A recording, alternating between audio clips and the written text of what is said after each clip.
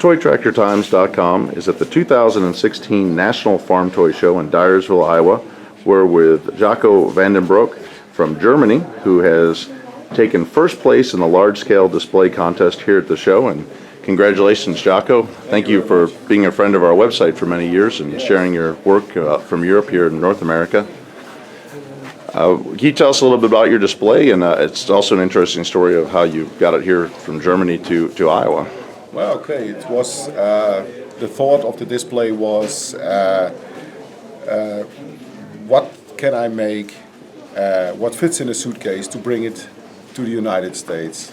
Because shipping fees are very high, so I asked a few friends, two six packs of beer, talking a little bit, and we said we do something with silage. It's not that high, it's not that big. You do a scene from, let's say, the mid-80s, so you have smaller tractors, low horsepowers, and, well, this is the result of a few six-packs. Well, it looks good, and I've got the silage piles here, and it looks like a Mercedes tractor. Yes, the one in the front with the silage cutter and the one with the wagon are Mercedes-Benz tractors, and the one on the Jewels, it's a Fan 309. This one is also converted on Jewels on the rear, and it did get a front end loader on it. Now, what it looks like this hay in this stack here, or what are they? It's grass. Grass. It's grass. Okay. So it's grass. This is the old pile. Okay. What is well, it's almost done with this. This is the new pile, and this is the corn, what they also have in the silage. Okay. So back in the days, they have stored it like this. Today, in modern times, they have it on a concrete slab with concrete walls and stack it much higher as what they do. Sure. For about It looks like it's a pretty muddy process. On this display, yes. So what is the implement hooked up to the back of the Mercedes? It looks like it's kind of taking a chunk out of the grass pile over here. Yeah, it's what we call a silage block cutter. So you drive backwards on the silage pile, and this is the knife. It's going down, it's hydraulic, it's going down, cutting a chunk out of it, pulls it a little bit up so when you drive it's not falling down. And then back in the days, you put it in the middle of the stable, and you teared it apart by hand to feed it to the cows, or you did it with a front end loader. But at that time, you did a lot of work with the hands. Sure. And I wanted to point out that it looks like you've added a toolbox and weathered and muddied up the tractor quite a bit. And well, to weather it, it took about 10 minutes when it was brand new in the box. So there's not much green left. Sure. And then it looks like you've got a worker here with a pitchfork, yes, getting some of the corn in.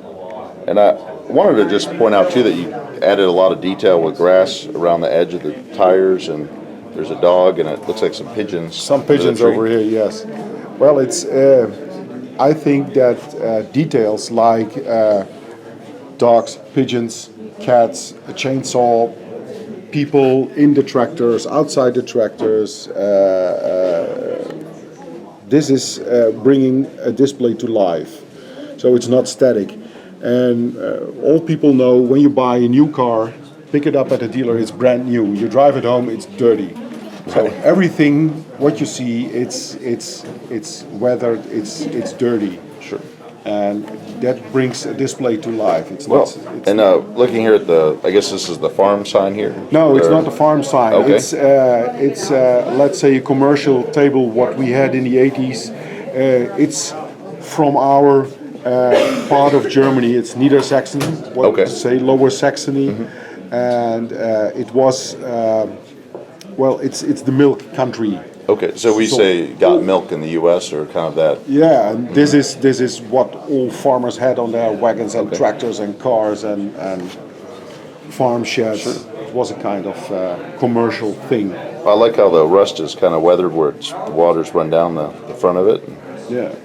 And then it looks like there's some wire on the fence here too, hung up at the gate. Yeah, some spare wire because, well, when too much rust on it, it breaks, and you have a little bit of spare of also rusty, and you can try to fix it.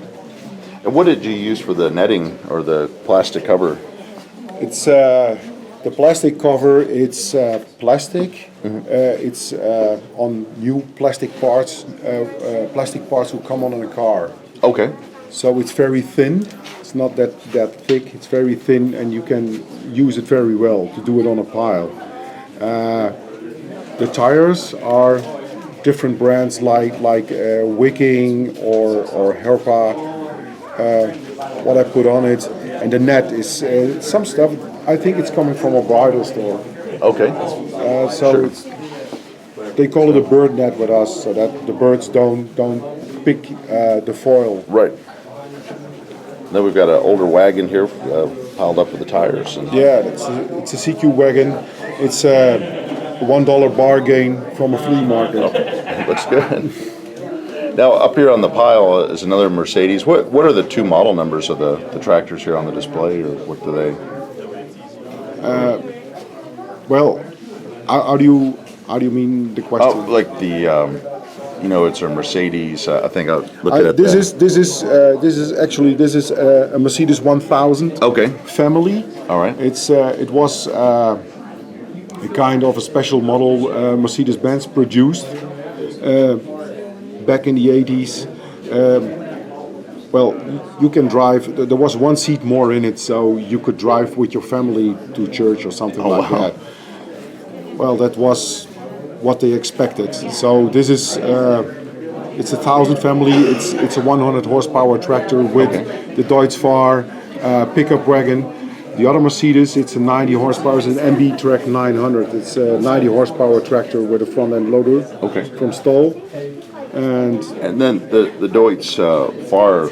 This is something I always am very interested, because here in the United States we use pull-type choppers and wagons, and this kind of chops, I guess, the grass in the front and collects it. It's a kind of 2-in-1. Mm-hmm. So it picks up the swat, cutting it here in the cutter box, pushing it in the wagon. Then when the wagon is full, you tow it on the pile, opening the back, and you have a kind of walking floor in it. Okay. And he pushes it out. And then you have two types of it. You have one type, they have little waltzes inside, so they also can spread it out on the pile, and this one doesn't have any waltzes, so we push it out. So, and then the waltz tractor, in this particular case, it is the 309 Fendt.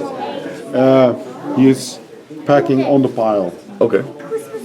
So he just kind of rolls it over and puts it down. And what did you use to make the mud? I know that was a challenge. You got to make sure everything stays intact, and when you put it in the suitcase. Well, this here, it's acrylic mass. You can buy it at every Home Depot, and it's white. And then I bought flat brown acrylic paint.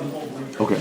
And I mixed it together, so I had the brown paste. And then I put it over the plate, and then when it was a little bit dry, I took some old tractor tires and pulled it over so that you get a rough terrain. We can see some of the imprints here from the tires. Yeah. Well, thank you for the tour of the display and sharing some European farming here. It's exciting, and we enjoyed, you shared your cloth choppers and HO scale a few years ago that also came over in a suitcase. Yeah, it's every time I think I'm now history as the suitcase man.